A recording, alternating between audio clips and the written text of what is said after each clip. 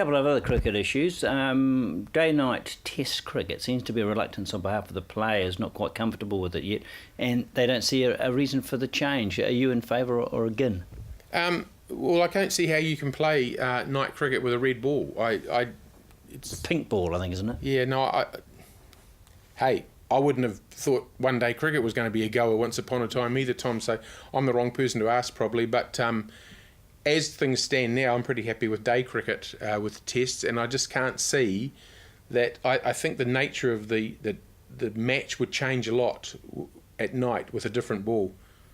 An issue closer to home, the debate here about Corey Park or first-class venues. Why aren't they using the Basin Reserve for first-class cricket exclusively here?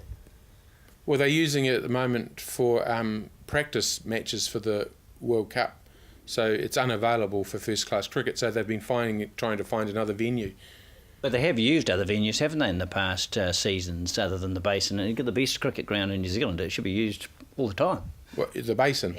Yeah, but they can't use it for the last 6 weeks. They have, when the Basin was being upgraded in 1980, the Hut Rec was the first-class ground in Wellington that season. I remember the West Indies bowling there. It was not a good time to be a batsman on that pitch. That was a first day-night game in New Zealand, was it, the Hut Rec, wasn't it? Yeah, that's right, yeah. I also remember the Hut Rec being used a year or two before that when the Kerry Packer's troop came through, and these people who'd snubbed you for years, people like Ian Chappell, Dennis Lilly, begging you to interview them and couldn't sit beside you in the grandstand and anything you'd like to talk about, and they were really chasing publicity. So, yeah, I have a happy memory there of the Hut Rec. They even paid us a little tribute. I think they invited Richard Hadley to play, didn't they? Yes, I remember that. It was brought up at a New Zealand Cricket Council meeting I attended, and the chairman vacated his seat and left the room. The chairman was Walter Hadley, and he'd been an absolutely staunch opponent of Packer cricket. And then, of course, this came up where his son was seeking permission to play, so Walter left the room and let them decide without him. Ridiculous it took that sort of decision, isn't it? Yeah. To think about that now. Yeah, it is. All right, let's move on to other sports. The Dean Barker affair, how do you perceive it? How well was it handled, and should he feel aggrieved? Yeah, good questions, actually. First of all, I think it was handled poorly. I mean, it's never really good when something leaks out in the media, although we, of course, in the media love that. But really, you've got to think from their point of view, they've handled it badly if that's happening. Second thing is I don't feel that Barker he may be aggrieved about the way it was handled, but surely the decision was correct. I mean, he's lost for 10 years. He's lost the America's Cup for a decade. He's had plenty of chances. And let's face it, he lost from 8-1 last time. 8-1 up to 9 and he lost. You couldn't do that if you tried. So if it was any other sport, he'd have got dumped. But because it's not a New Zealand team, it's just a little closed shop with guys picking their friends and whoever they get on well with. It's not a New Zealand selection there. He was still in the club and was pretty annoyed when he got booted out, I think. Grant Dalton, he's in charge of that club and seems to have got away scot-free from a failed campaign. Yeah, totally. Everything you say about Barker, you've got to say about Dalton. He's putting the campaign together. He's put together 3 losing campaigns in a row. He's paying himself $2 million a year. This is good money, government money, a lot of it.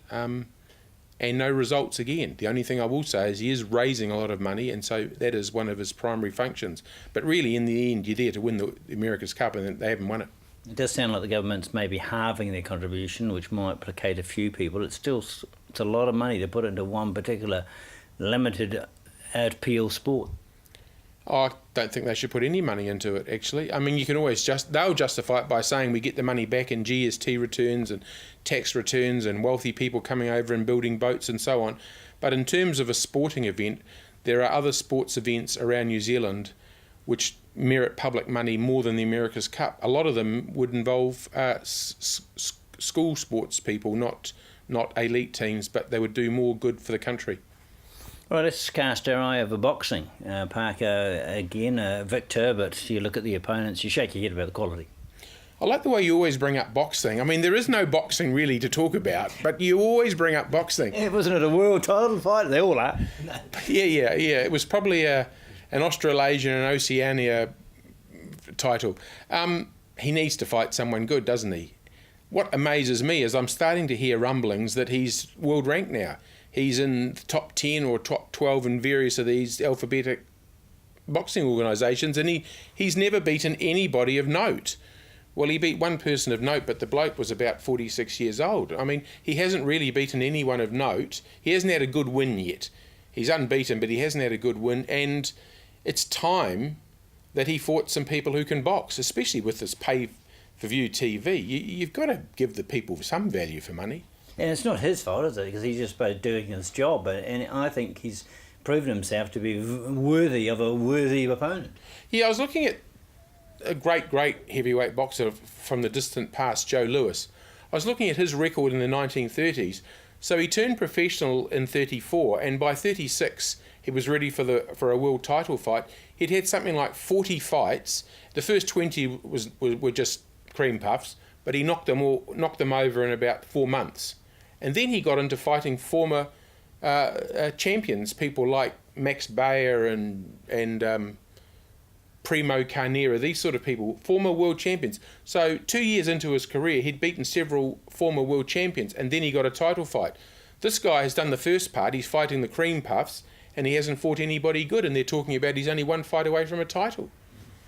All right, this I'm sure you won't poo-poo, and that's the Pacquiao-Mayweather prospect of actually getting in the same ring at the same time. That's a legitimate fight. Oh yeah, that'll be fantastic. It's almost too late, isn't it? Like they're getting on, aren't they? You'd love that to have happened 5 years ago. I mean, it'll be a huge drawcard fight because of their names and their reputations and records, but my feeling is they're both slightly on the wrong side of their peaks. Especially maybe Pacquiao might be giving it away. And it would be sad if it is a one-sided affair, because they deserve to have a head-to-head clash that went all the distance. Yeah, it's a shame politics. I think it was politics got in the way there. Politics and money and ego and a prison sentence, I think, too. Yeah, but you got the impression they would have fought, but the people who were controlling events around them weren't ready to make the fight, and that's a shame because, yeah, it's a bit like Lennox Lewis and Tyson. When they fought, Tyson was just a shadow of the boxer he was, and actually Lewis was past his best as well, but Tyson was a decade past his best. If they'd fought 8 years earlier, it would have really been something, but it was almost meaningless by the time they fought. You like to see these people fight when they're in their prime. A couple of local achievements. We haven't mentioned the Breakers, and they're celebrating 4 wins out of 5 seasons. It's a pretty good result when you consider how difficult it has been for New Zealand teams to compete in Australian competitions. A pretty good result. That's 4 wins in 5 years. It's fantastic. And they won. They never lost a match in the semi-final or the final. It's fantastic effort. And whatever they're doing, they should be talking to the Phoenix and the Warriors, because the way they travel is much more effective than the way the other teams travel. It must be a nice setup in the club. The administration must be good, because everybody who goes there says it's like a family. You feel like a family there. People care about you. The staff care about you. Something's working there for sure. It's amazing how the public have latched on. I remember Sky lamenting the early days it's hard to get people to watch. Now it's a good catch for them. It's a good live audience. If anything suffers, it's perhaps the local NBL league, where people perhaps have trouble getting interested in that after the Breakers are finished. It's funny how things go in cycles. In the 1980s, the what you call the local league, the NBL, was huge, wasn't it? When you had the Saints and the Auckland teams and Waikato and so on, to the point where the players didn't really care about playing for New Zealand. They just wanted to be in a team that was doing well in the league here.